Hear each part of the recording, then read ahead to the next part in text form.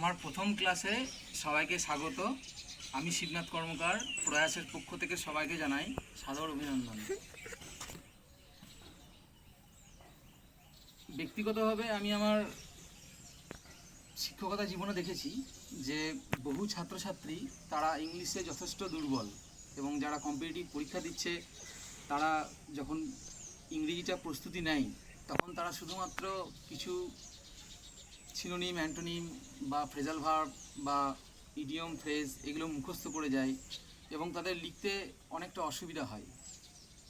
আবার কিছু কিছু ছাত্রছাত্রী, এবং কিছু কিছু বললে ভুল হবে, বেশিরভাগ ছাত্রছাত্রীর একটা খুব বড় অসুবিধা থেকে থাকে যে তারা ইংরেজিটা ভেতর থেকে খুব ভালো বোঝে না।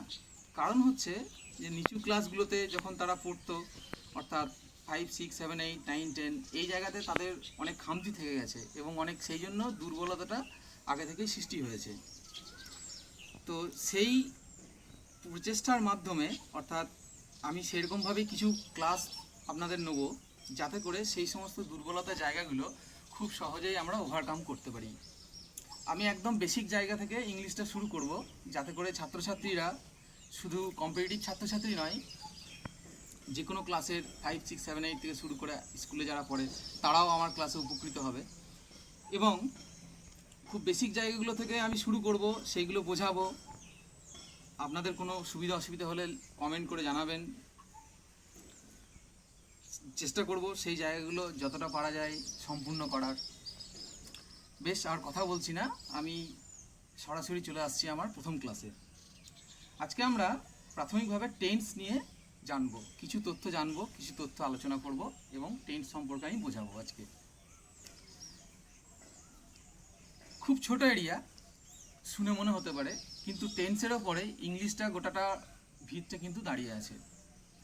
টেন্স যদি আমরা ভালো করে না বুঝি তাহলে আমাদের শেখার অনেকটা খামতি থেকে যাবে। সেন্টেন্সের স্ট্রাকচার কীভাবে করব, সেন্টেন্সগুলো কীভাবে গঠন করব, এবং সর্বোপরি কোনো একটা সেন্টেন্স ঠিক ভুল কীভাবে বাছাই করব, নিজের লেখার ক্ষমতা এবং নিজের বলার ক্ষমতা, সমস্ত জিনিসটাই অনেকটা টেন্সের ওপর কিন্তু দাঁড়িয়ে আছে। তাই প্রাথমিক পর্যায়ে প্রথমভাবে আমরা টেন্স সম্পর্কে কিছু তথ্য জেনে নেব। আপনাদের যদি কোথাও কোনো জায়গা বুঝতে অসুবিধা থেকে থাকে বা কোনো একটা জায়গায় কোনো অসুবিধা হয় তাহলে কমেন্টে লিখে জানাবেন, চেষ্টা করব সাধ্যমতো সেগুলোর উত্তর দেওয়ার। চলে আসি প্রথম ক্লাসে। যদি সংজ্ঞা হিসাবেই বলতে হয়, সাধারণভাবে আমরা জেনে এসেছি যে বিভিন্ন গ্রামার বইয়ে দেখবেন আপনারা, সেখানে লেখা আছে ক্রিয়ার কালকে টেন্স বলে।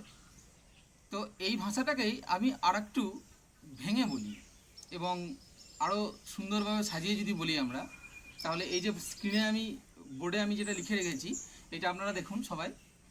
Tense is the grammatical category of time of a sentence.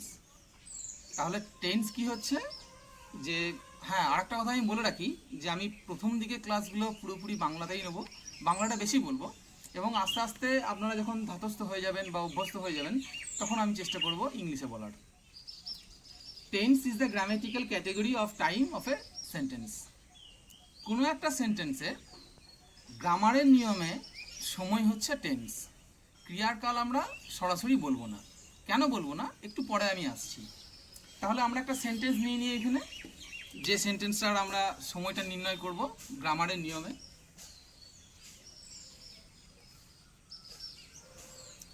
I love the red ball. এই যে সেন্টেন্সটা আমি লিখলাম, এই সেন্টেন্সটা একটা সময় তো বোঝাচ্ছে যে আমি ভালোবাসি লাল বলটা।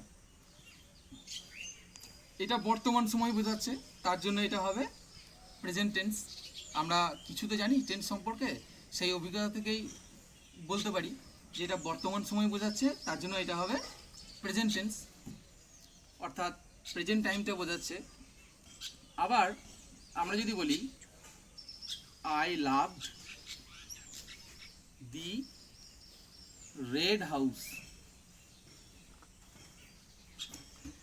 এখানে দেখুন আই লাভড অর্থাৎ আমি ভালোবাসতাম ওই লাল বাড়িটা, সেই লাল বাড়িটা। তাহলে এখানে বাসতাম, ভালোবাসতাম যে কথাটা আমরা বলছি এটা অতীত সময় বোঝাচ্ছে, তার জন্য এটা হয়ে গেল পাস্ট টেন্স। বেশ, এবারে আমি যে একটা ছোট্ট কথা বললাম এখানে, গ্রামাটিক্যাল ক্যাটাগরি অফ টাইম, এই জায়গাটা বোঝার আছে। আমাদের নিয়মের সময় আর গ্রামারের নিয়মের সময় একটুখানি হলেও তফাৎ আছে, সেই জায়গাটা আমরা বুঝে নেবো। এবার আপনারা চাইলে লিখে নিতে পারেন, তাতে আপনাদের সুবিধা হবে।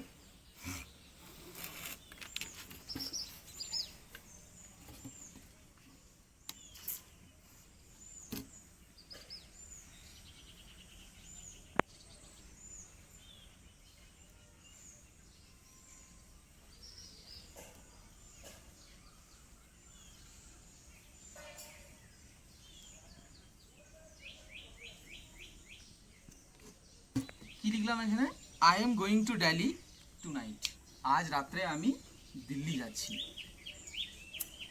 এই সেন্টেন্সটা খুব ভালো করে যদি লক্ষ্য করা যায় তাহলে দেখা যাবে যে এই সময়টা কিন্তু আমাদের নিয়মে, অর্থাৎ আমরা যেভাবে ভাবি, এটা কিন্তু ভবিষ্যৎকাল বোঝাচ্ছে, যে আমি আজকে দিল্লি যাব। অবশ্যই এটা ভবিষ্যৎকাল, কিন্তু আমরা যদি এটা গ্রামারের নিয়মের সময়টা দেখি তখন দেখা যাবে যে এটা কিন্তু বর্তমানকাল। তাহলে আমাদের নিয়মের সময়, গ্রামারের নিয়মের সময়, দুটোর মধ্যে কিন্তু অনেকটাই তফাৎ রয়েছে। এই জায়গাটা আমাদেরকে মাথায় সবসময় রাখতে হবে।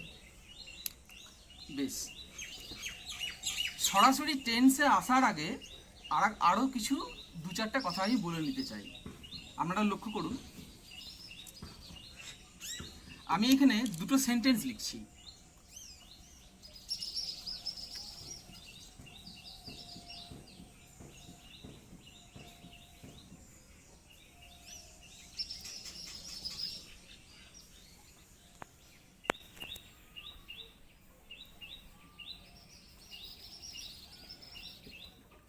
এখানে আমি দুটো সেন্টেন্স লিখলাম।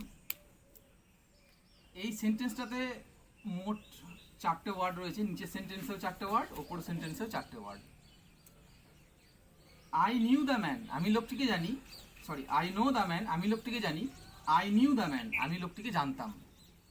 এই দুটো সেন্টেন্স যদি আমরা লক্ষ্য করে দেখি তাহলে দেখা যাবে যে দুটো সেন্টেন্সের এই নো, এই যে জায়গাটা আমি সার্কেল করে দিলাম, এই জায়গাটা ছাড়া বাকি ওয়ার্ডগুলো একই রকম রয়েছে। এখানে যদি লক্ষ্য করে যায়, আই রয়েছে, এখানেও আই রয়েছে, এখানেও দি রয়েছে, এখানেও ম্যান দি, একই রয়েছে। কিন্তু তফাৎটা হচ্ছে শুধু এই নো, এই জায়গাটাতে কখনো নিউ হচ্ছে, কখনো নো হচ্ছে। এই জায়গাটা আমাদেরকে খুব ভালো করে বুঝতে হবে। তাহলে এই যে বাকি যে ওয়ার্ডগুলো রয়েছে, বাকি ওয়ার্ডের সাথে এই দুটো ওয়ার্ডের তফাৎটা কি হচ্ছে না, এই দুটো ওয়ার্ড হচ্ছে ভার্ব। এই দুটো ওয়ার্ড হচ্ছে ভার্ব, বাংলাতে যাকে আমরা ক্রিয়া বলে থাকি। এই ভার্ব টেন্স বোঝানোর জন্য খুব গুরুত্বপূর্ণ একটা চ্যাপ্টার। কেন গুরুত্বপূর্ণ চ্যাপ্টার? কারণ ভার্ব না বুঝলে আমরা টেন্স ভালো করে বুঝতে পারবো না। কীরকম ব্যাপারটা একটু ভেঙে বলি। ভার্ব হচ্ছে সেই ওয়ার্ড যেটা কোনো অ্যাকশন বোঝায়। অ্যাকশন অর্থাৎ কোনো কিছু কাজ করা বোঝায়। যেমন সেটা কোনো কিছু কাজ করা হতে পারে, খাওয়া, পড়া, ঘুমানো, চিন্তা করা, এই সমস্ত কিছু, সেটা ভার্ব। এই ভার্বটাই হচ্ছে টেন্সের নির্দেশক। অর্থাৎ আমরা এই যে দুটো সেন্টেন্স দেখলাম, এই দুটো সেন্টেন্সের মধ্যে শুধুমাত্র ভার্বটার ফর্মটা চেঞ্জ হচ্ছে। কখনো নো আছে, তো কখনো যদি অতীতকাল বোঝানোর জন্য আমরা নিউ ব্যবহার করছি, তাহলে ভার্বটাকে চেঞ্জ করে আমরা বিভিন্ন টেন্সে যেতে পারছি। তাই ভার্বটা হচ্ছে টেন্সের নির্দেশক। তাই ভার্বটা আমাদেরকে খুব ভালো করে আগে বুঝতে হবে। ছোট্ট করে একটু ভার্ব সম্পর্কে বলে নিই। ভার্ব কাকে বলে তো আগেই বললাম। এবারে ভার্বকে তো বিভিন্ন ভাগে ভাগ করা হয়। যেমন আমাদের সোসাইটিতে যদি আমরা দেখি যে মানুষকে যদি বলা হয় যে মানুষকে ভাগ করতে হবে আমাদের সমাজের সমাজ অনুযায়ী, যদি আমরা কর্ম অনুসারে মানুষকে ভাগ করে থাকি তাহলে কীরকম হচ্ছে, কেউ লোহার কাজ করছে, তো কেউ ব্যবসা করছে, তো কেউ চাকরি করছে। তাহলে কর্ম অনুসারে আমরা বিভিন্ন মানুষকে ভাগ করতে পারি। আবার যদি ধর্ম অনুসারে মানুষকে ভাগ করি, কেউ খ্রিস্টান, কেউ হিন্দু, কেউ মুসলিম, কেউ জৈন, কেউ বুদ্ধিস্ট, ঠিক সেরকম ভার্বকেও বিভিন্ন রকমভাবে বিভিন্ন দিক থেকে বিভিন্ন ভাগে ভাগ করা হয়। সবথেকে গুরুত্বপূর্ণ আমাদের টেন্সের ক্ষেত্রে যে ভাগটা, সেটা আজকে আমরা জেনে নেব।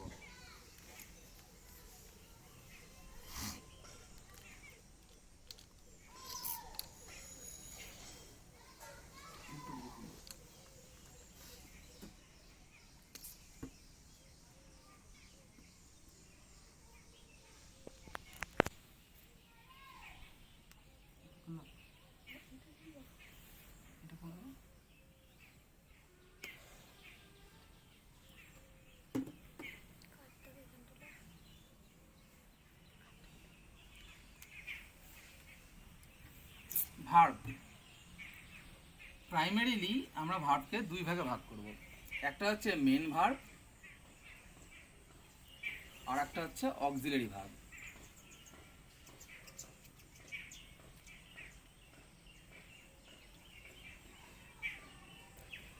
মেন ভার্বকে ছোট করে এমভি, অক্সিলারি ভার্বকে ছোট করে AUX ভি, কখনোই এভি বলবো না। কারণ এই যে অ্যাব্রিভিয়েশনগুলো বা এই যে ছোট ফর্মগুলো এগুলো আগে থেকে দেওয়াই আছে। যেমন অ্যাডজেক্টিভকে আমরা এডি বলতে পারি না, এডিজে বলতে হয়, অ্যাডভার্বকে এডিভি বলা হয়, ঠিক সেরকম। মেন ভার্ব আর অক্সিলারি ভার্ব, এই অক্সিলারি ভার্বটার আর একটা নাম আছে, সেটা হচ্ছে হেল্পিং ভার্ব।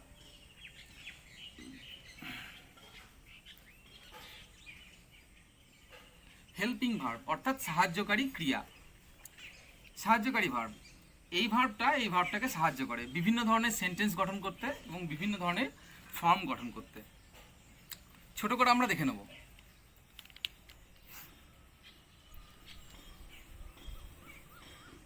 মনে রাখবো, যদি কোনো একটা সেন্টেন্সে একটাই ভার্ব থাকে তাহলে সেটা মেন ভার্ব হবে। মেন ভার্ব ভার্বের মূল অর্থটা গঠন করে, আর অক্সিলারি ভার্ব মেন ভার্বটিকে সেই অর্থটি গঠন করতে সাহায্য করে, অর্থাৎ মেন স্ট্রাকচারটা গঠন করতে সাহায্য করে মেন ভার্বকে, অক্সিলারি ভার্ব। কীরকম?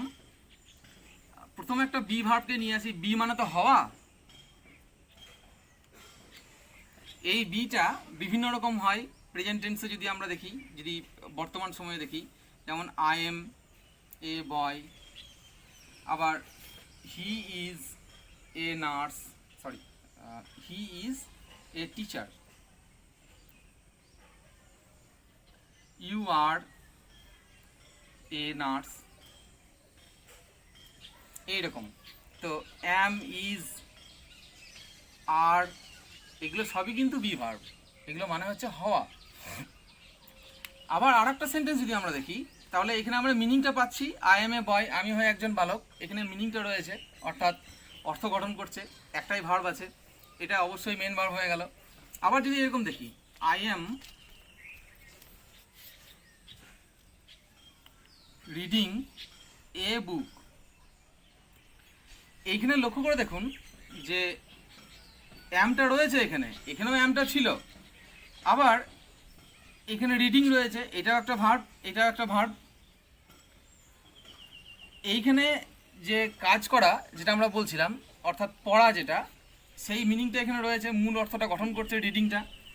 কিন্তু অ্যাম এখানে কিন্তু মূল অর্থটা গঠন করছে না। এই যে সেন্টেন্সটা রয়েছে, এটা একটা কন্টিনিউয়াস ফর্মে রয়েছে, এবং এই কন্টিনিউয়াস ফর্মটা ধরে রাখার জন্য অ্যাম ইউজ করা হয়েছে। তাই এক্ষেত্রে অ্যামটা হচ্ছে অক্সিলারি ভার্ব, অর্থাৎ হেল্পিং ভার্ব। ঠিক সেরকম আরও বেশ কতগুলো আমরা হেল্পিং ভার্বের উদাহরণ নিয়ে নেব। ডুটা মেন ভার্ব হিসেবেও থাকে কখনো, আবার এই ডুটাও যখন অন্য কোনো ভার্বকে সাহায্য করবে তখন এটা হয়ে যাবে অক্সিলারি ভার্ব। কীরকম? ছোট্ট একটা উদাহরণ দিই আমরা। আই ডু দ্য সাম, আমি অঙ্কটি করি। আবার যদি এখানে আমরা বলি do I do the some question mark, এই দুটো সেন্টেন্স খুব ভালো করে লক্ষ্য করে দেখুন। আই ডু দ্য সাম, এখানে একটাই ভার্ব রয়েছে ডুটা, আমি অঙ্কটি করি, অর্থাৎ এটা মেন ভার্ব হবে অবশ্যই। কিন্তু যখন আমরা এরকমভাবে বলবো ডু আই ডু দ্য সাম, তখন মিনিংটা হবে আমি কি অঙ্কটি করি। অর্থাৎ এই যে ভার্বটা আমরা নিয়ে এসেছি সামনে, এইটাকে কোশ্চেন সেন্টেন্স করার জন্য ডুটা আগে থেকে নিয়ে এসেছি, এটা একটা রুলসের মধ্যে পড়ে। তো সেক্ষেত্রে এটা তখন অক্সিলারি ভার্ব হয়ে যাবে, এইটা মেন ভার্ব থাকবে। এই ভার্বটাকে সাহায্য করছে এই ভার্বটা সেন্টেন্সটিকে কোশ্চেন গঠন করার জন্য। বোঝা গেল? পরবর্তীকালে আমরা যখন ভার্ব নিয়ে আলোচনা করব তখন ডিটেলে এগুলো জেনে নেব। এবারে আমরা সরাসরি টেন্সে চলে আসি।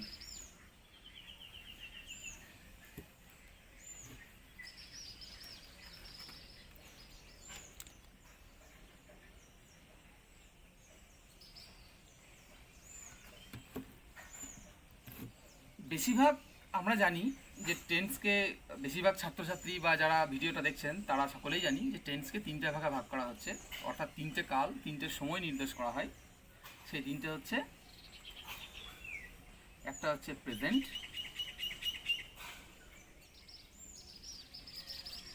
একটা পাস্ট,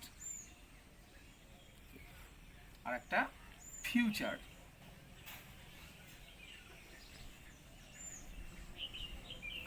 একটা প্রেজেন্ট, একটা পাস্ট, একটা ফিউচার, এই তিনটে সময় টেন্সকে ভাগ করা হচ্ছে। প্রথমে আমরা প্রেজেন্ট সম্পর্কে জেনে নেব। হ্যাঁ, আর একটা কথা বলে রাখি যে এই যে তিনটে টেন্স আমরা দেখলাম, এই তিনটে টেন্সকেই আবার চারটে চারটে করে ভাগ করা হয়। কীরকম আপনারা যদিও জানেন, তবু আর একবার আমি আলোচনা করি।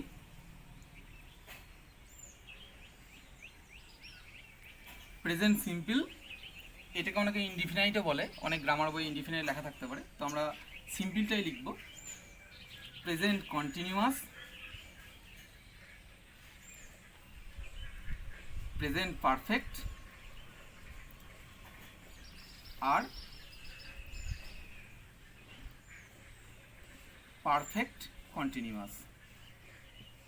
ছোট করে CONT লিখলাম, আপনারা বুঝে নেবেন। আবার পাস্টকেও একই রকমভাবে past simple, past continuous, past perfect, past perfect continuous, এইভাবে ভাগ করা হয়। ফিউচারটা তাই, future simple, future continuous, future perfect, future perfect continuous, এইভাবে ভাগ করা হয়। আমরা বেশিরভাগ ছাত্রছাত্রীরাই যখন এর আগে যখন টেন্স সম্পর্কে পড়েছি বা টেন্স সম্পর্কে আমরা জেনেছি, তখন আমরা কিন্তু এইভাবে পড়েছি: present simple, present continuous, present perfect, present perfect continuous, পরপর পরপর এগুলো দেখে এসেছি। আজকে আমরা একটু অন্যরকমভাবে পড়ব। এই যে ছোটো ছোটো যে ভাগগুলো রয়েছে প্রত্যেকটা টেন্সের, এইগুলোকে বলা হয় অ্যাসপেক্ট হচ্ছে এগুলো। Simple aspects, continuous aspect, perfective aspect, এরকমভাবে আজকে আমরা একটু অন্যরকমভাবে জানবো টেন্সটাকে। যখন আমরা প্রেজেন্ট সিম্পল শিখব, পাশাপাশি পাস্ট সিম্পলটা শিখব, আবার পাশাপাশি ফিউচার সিম্পলটাও শিখব। আবার যখন আমরা কন্টিনিউয়াস অ্যাসপেক্টটা ধরে কাজ করব, তখন প্রেজেন্ট কন্টিনিউয়াসটাও শিখব, পাস্ট কন্টিনিউয়াসটা শিখব, ফিউচার কন্টিনিউয়াসটা শিখব। এইভাবে আমরা অ্যাসপেক্ট থেকে টেন্সে যাব। এটা বুঝতে প্রথম দিকে একটু জটিল হলেও এতে বোঝাটা খুব ভালো হয়। একবার যখন আপনারা বুঝে যাবেন, তখন দেখবেন যে এই জায়গাটাই সহজ হচ্ছে এবং ভুলটা কম হচ্ছে। দেখি আমরা এবারে সরাসরি চলে আসি, আমরা প্রেজেন্ট সিম্পল, পাস্ট সিম্পল এবং ফিউচার সিম্পল, এটা নিয়ে আলোচনা করব আজকে।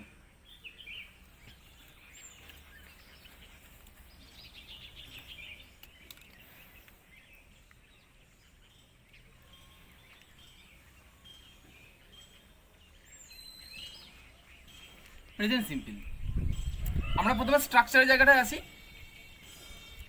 সাধারণভাবে আমরা যে সমস্ত সেন্টেন্সগুলো ব্যবহার করে থাকি বা জানি, সেগুলো বেশিরভাগই প্রেজেন্ট সিম্পলের অন্তর্গত, বা অতীতকালে যদি কোনো সেন্টেন্স আমরা ব্যবহার করি, তো সাধারণত আমরা পাস্ট সিম্পলটাই ব্যবহার করি। সিম্পল এই অ্যাসপেক্টটার ওপরেই বেশি আমরা সেন্টেন্স লিখি বা বেশি সেন্টেন্সের উপর কাজ করে থাকি। প্রথমে যদি স্ট্রাকচারে আসতে হয়, তাহলে স্ট্রাকচারটা হচ্ছে এরকম: সাবজেক্ট লিখব প্লাস ভার্ব প্লাস যদি কিছু থাকে তো থাকবে এরপরে কোনো টাইম হতে পারে, কোনো অ্যাডভার্ব টাইম বোঝাচ্ছে হয়তো, বা কোনো অবজেক্ট থাকতে পারে, আবার অবজেক্ট নাও থাকতে পারে। এখানটা আমরা আদার্স বলে ছেড়ে দেবো জায়গাটাকে। কীরকম হচ্ছে তাহলে এখানে? আই নো দ্য বয়, আমি ছেলেটিকে জানি। এখানে আইটা সাবজেক্ট এলো, ভার্ব বসলো, এবং বাকিটা যেটা হচ্ছে সেটা হচ্ছে অবজেক্ট বসছে। এখানে অবজেক্ট নাও থাকতে পারতো, তো সেক্ষেত্রে এখানে দি বয় এটা অবজেক্টের জায়গায় আসছে। এটা হচ্ছে প্রেজেন্ট সিম্পলের ফর্ম।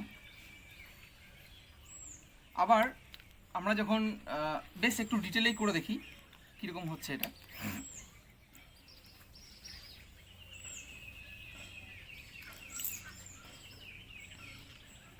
সিঙ্গুলার, এখানে আমরা প্লুরাল নিলাম।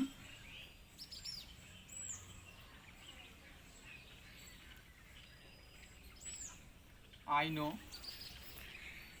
উই নো, আমরা জানি। ইউ নো, এখানে ইউ মানে তোমরা, তুমি, তোমরা। হি বা সি বা যে কোনো নাম, যেমন রতন, নোজ, KNOWS, এটা ফার্স্ট পারসন সিঙ্গুলারে, second person singular, third person singular. এই ক্ষেত্রে আমরা ভার্বের সাথে এস বা ইএস যোগ করব প্রয়োজন অনুসারে। এটা first person plural, second person plural, third person plural হচ্ছে দে নো। দের পরিবর্তে যদি চিলড্রেন হয়, থার্ড পারসন প্লুরাল আসছে, সেক্ষেত্রেও নো হবে। শুধুমাত্র ফার্স্ট পারসন সিঙ্গুলারের ক্ষেত্রে, থার্ড পারসন সিঙ্গুলারের ক্ষেত্রে আমরা ভার্বের সাথে এস বা ইএস যোগ করব প্রয়োজন অনুসারে।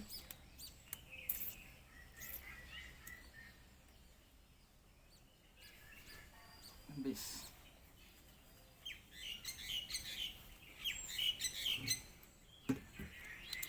নেক্সট এই প্রেজেন্ট সিম্পল, এটাকে যদি কোশ্চেন করা হয়, এটা যদি আমরা কোশ্চেন করি, কোশ্চেনটা আমরা সিম্বলিক হিসেবে কিউ দিয়ে দেখাচ্ছি, তাহলে কীরকম হচ্ছে এটা। এখানে এক্ষেত্রে কোশ্চেন করার সময় ডুটাকে নিয়ে আসতে হয়। যেমন বাংলাতেই লিখি আমি কি তোমাকে জানি, কোশ্চেন মার্ক। বেশ, যখন আমরা এরকম ধরনের সেন্টেন্সকে কোশ্চেন করব, তার আগে আমরা দেখে নেব যে এই কোশ্চেনটা যদি না থাকে তাহলে কি হবে। কোশ্চেনটা যদি না থাকে তাহলে সেন্টেন্সটা এরকম হয়, আমি তোমাকে জানি। বেশ, আমি তোমাকে জানি ইংলিশটা আমরা নিচে লিখছি, আই নো ইউ। আমি তোমাকে জানি, এটা ইংলিশ হচ্ছে আই নো ইউ। এবারে এইটাকে কোশ্চেন করলেই তো এরকম হচ্ছে যে আমি কি তোমাকে জানি।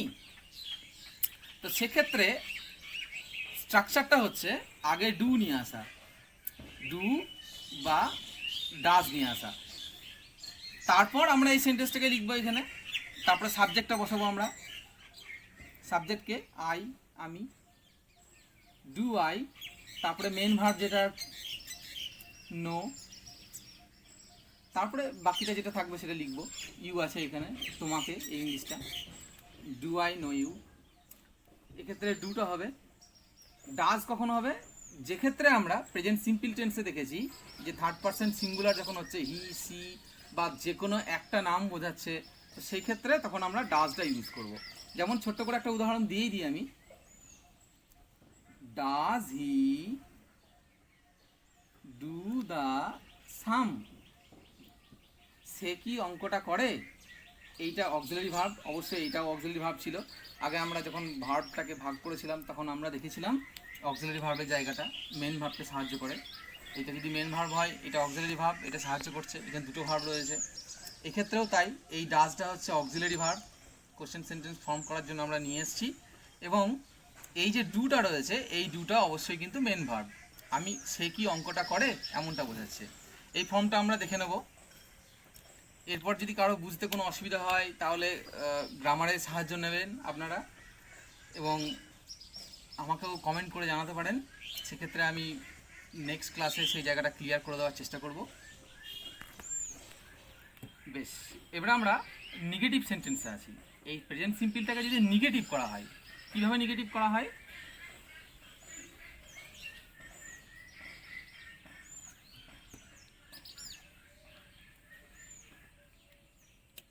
নেগেটিভটা আমরা এইভাবে লিখব, এনইজি নেগেটিভ, জানি না, আমি তোমাকে জানি না।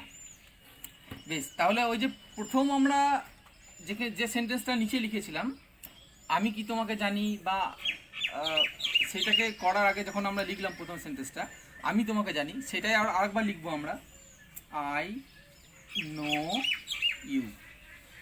প্রসঙ্গত বলে রাখি, এই যে subject plus do plus not এরকম করে যে ফর্মগুলো হচ্ছে, এগুলো আপনারা যে কোনো গ্রামার বইয়ে পেয়ে যাবেন। পাশাপাশি একটা গ্রামার বই আপনারা রাখবেন যখন আমার ক্লাসটা ফলো করবেন। তাছাড়া বইয়ের দোকানে কনজুগেশন চার্ট বলে একটা চার্ট কিনতে পাওয়া যায়, বড় চার্টের মতো, সেখানে সমস্ত ফর্মগুলো লেখা আছে, সেটাও কিনতে পারেন। বা আদার্স নিচু ক্লাসের কোনো গ্রামার বই হোক বা কম্পিটিটিভ কোনো গ্রামার বই হোক, সেখানে যখন টেন্সটা যখন পড়বেন আপনারা অবশ্যই গ্রামার বইটা একটু ফলো করবেন। এত ডিটেলে তো এখানে লেখা সম্ভব নয়, একটু দেখে নেবেন, তাহলে সুবিধা হবে আপনাদের বুঝতে। মনে রাখবেন এই ক্লাসটা প্রিলিমিনারি হিসেবে আমি যদিও করছি, তবুও কিছুটা আগে থেকে জেনে থাকলে ভালো হয়, বোঝাতে সুবিধা হয়। আই নো ইউ, আমি তোমাকে জানি। এই যে সেন্টেন্সটা প্রাইমারি, এখানে কোনো কোশ্চেন নেই, কোনো নিগেশন নেই। আবার এইটাকে যখন আমরা কোশ্চেন করলাম তখন কি হলো, do I know you question mark দিয়ে। আবার এটাকে যখন আমরা নেগেটিভ করব তখন স্ট্রাকচারটা আমরা জেনে নেবো, ঠিক এরকম হবে। আই সাবজেক্টটা লিখলাম, দিয়ে তারপরে এখানে একটা অক্সিলারি ভার্ব নিয়ে আসতে হবে। অ্যাকচুয়ালি এখানে তো কোনো অক্সিলারি ভার্ব নেই, যেখানে কোনো অক্সিলারি ভার্ব নেই সেখানে ফর্ম করার জন্য আমরা ডুটাকে নিয়ে আসবো। আই ডু নট, নট না, এই যে না নিগেশন, সেটা নট দিয়ে বোঝাবো। নো ইউ, আমি তোমাকে জানি না। এক্ষেত্রে আরেকটা জিনিস লক্ষ্য করতে হবে আমাদেরকে, যে আয়ের ক্ষেত্রে তো ডু বসলো, যদি এখানে হি হতো তাহলে কি হতো, হি করে দিই আমি, ডাজ নট নো ইউ, সে তোমাকে জানে না। এখানে মনে রাখতে হবে একবার যখন ডাজ বসে গেল, অর্থাৎ ডু এর সঙ্গে যখন আমরা এস বা ইএস যোগ করে দিলাম, ইএস যখন যোগ করে দিলাম, তখন আমরা নো এর সাথে আর এস যোগ করব না। যদি এখানে কোশ্চেন না থাকতো বা নিগেশন না থাকতো, তাহলে লক্ষ্য করে দেখুন একটু ভালো করে, হি নোজ ইউ, সে তোমাকে চেনে বা জানে।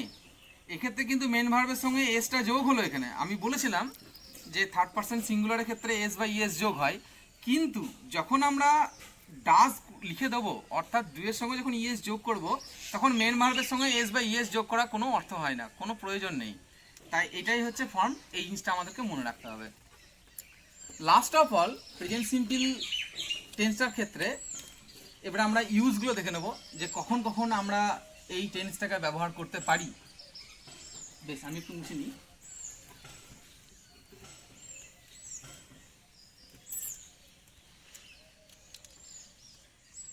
এক নম্বর, বর্তমানে অর্থাৎ প্রেজেন্টের সাধারণ কোনো ঘটনা।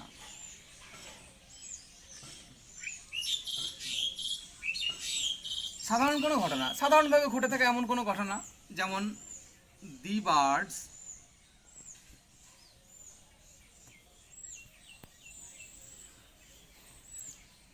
সিং, পাখিগুলি গান গায়, সাধারণ ঘটনা।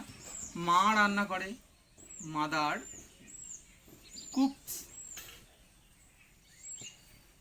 ইন দ্য কিচেন হতে পারে, রান্নাঘরে রান্না করে, চিকেন রান্না করছে, চিকেন হতে পারে।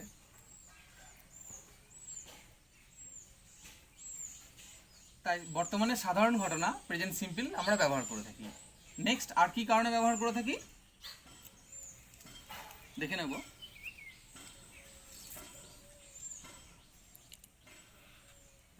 ইটারনাল ট্রুথ,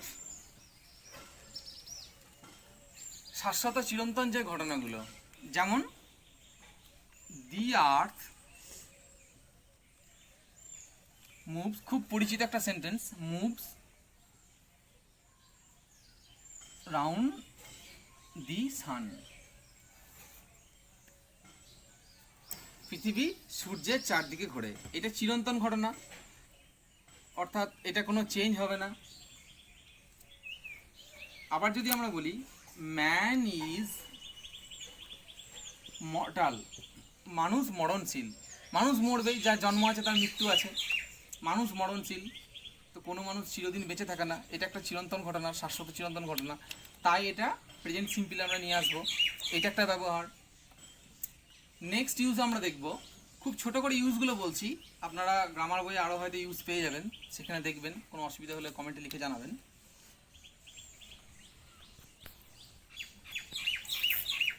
হ্যাবিট,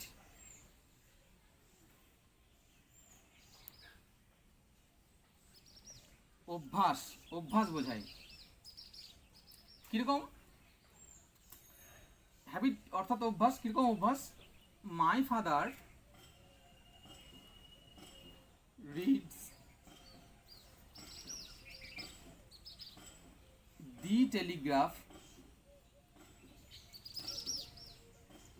টেলিগ্রাফ একটা পেপারের নাম, বাবা টেলিগ্রাফ পড়ে, ইন দি মর্নিং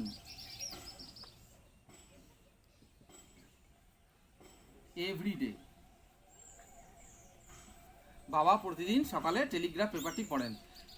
এমনটা হতে পারে যে কোনোদিন হয়তো ঝড় বৃষ্টি হলো, টেলিগ্রাফ পেপারটা এলো না, টেলিগ্রাফ পড়লো না, সেদিন হয়তো স্টেটসম্যান পড়লো বা বর্তমান পড়লো বা আনন্দবাজার পড়লো, অন্য কিছু একটা পড়ে নিল, কিন্তু রেগুলারলি ওনার হ্যাবিট হচ্ছে টেলিগ্রাফটা পড়া সকালবেলাতে। এরকম যখন আমরা হ্যাবিট বোঝাবো, বা প্রতিদিন সকালে আমি চা খাই, সে চা খায়, কোনো একদিন চা না খেলাম, হয়তো বাড়িতে নেই, চা খেতে পেলাম না, সেটা ফ্যাক্ট নয়, কিন্তু প্রতিদিনের আমার যে এই যে অভ্যাসটা বোঝাচ্ছে, বা প্রতিদিন আমি খাওয়ার পর রাত্রেবেলায় আধ ঘন্টা বই পড়ি, সেটা আমার একটা অভ্যাস। তো এই অভ্যাসগুলো বোঝানোর জন্য এক্সেপশন হতে পারে, ব্যতিক্রম কিন্তু দৃষ্টান্ত নয়। তাই এই অভ্যাসগুলো বোঝানোর জন্য আমরা কিন্তু প্রেজেন্ট সিম্পল টেন্সটা ব্যবহার করে থাকবো, এটা মনে রাখতে হবে। লাস্ট অফ অল আমরা 4টে ইউজ এখানে বলবো, আরও ইউজ হয়, সেগুলো আস্তে আস্তে টেন্সটা যখন আরও বেশি পড়াবো তখন সেগুলো নিয়ে আলোচনা করব। আপনারাও দেখবেন অন্য জায়গা থেকে যদি আরও কিছু ইউজ পেয়ে থাকেন সেটা লিখে জানাবেন। প্রাইমারিলি 4টা ইউজ আমরা শিখব। 4 নম্বর ব্যবহারটা বলছে কি,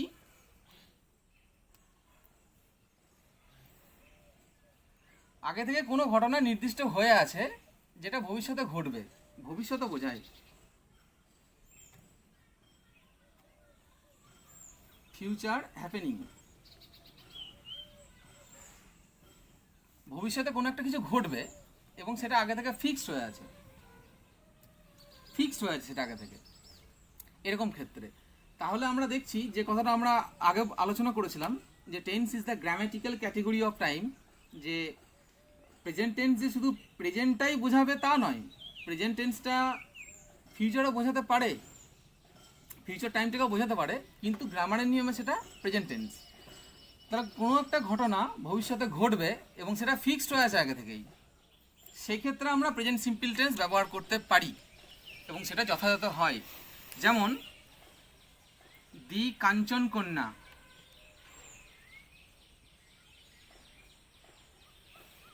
কাঞ্চন কন্যা একটা ট্রেনের নাম, দি কাঞ্চন কন্যা অ্যারাইভস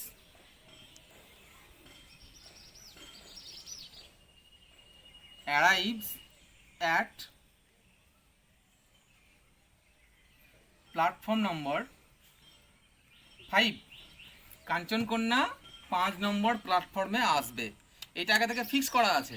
অর্থাৎ ট্রেনে যখন প্ল্যাটফর্মগুলো ফিক্স করা হয় তখন একটু আগে থেকেই ফিক্স করা হয়ে থাকে, কারণ অনেক ট্রেন আসবে, কোন লাইনটা দিয়ে যাবে এবং কোন প্ল্যাটফর্মে ঢুকবে সেটা এটা ফিক্স করা না থাকলে অসুবিধা আছে। তাই এই জায়গাটা যখন ফিক্স করা থাকবে, কোনো একটা ঘটনা সেটা ভবিষ্যতে ঘটবে, হ্যাঁ ব্যতিক্রম হতে পারে, দেখা গেল যে কোনো একটা কিছু বিপর্যয় ঘটলো, তখন হয়তো জিনিসটা চেঞ্জ করা হলো, কিন্তু আগে থেকে ভবিষ্যতে ঘটবে এরকম কিছু ফিক্স করা আছে, তো সেক্ষেত্রে আমরা প্রেজেন্ট সিম্পল টেন্সটা ব্যবহার করতে পারি। যেমন এই সেন্টেন্সটা, দি কাঞ্চন কন্যা অ্যারাইভস অ্যাট, সরি এখানে এক্সপ্রেস লিখলে ভালো হয়, সেন্টেন্সটা আরও ভালো হবে, এক্সপ্রেস, দি কাঞ্চন কন্যা express arrives at platform number 5, 5 নম্বর প্ল্যাটফর্মে কাঞ্চন কন্যা আসবে। এই 4টে ইউজ আমরা দেখলাম, পরবর্তীকালে আরও ইউজ হয়তো আলোচনা করব। এবার প্রেজেন্ট সিম্পলের পাশাপাশি আমরা পাস্ট সিম্পলটা দেখব। প্রেজেন্ট সিম্পলের পর এরকমভাবে আমরা আগে পড়েছিলাম যে present simple, present continuous, present perfect continuous. আজকে আমরা একটু অন্যভাবে পড়ি। প্রেজেন্ট সিম্পল দেখলাম, এবার আমরা পাস্ট সিম্পলটা দেখে নেব কীরকমভাবে ফর্মটা হয়।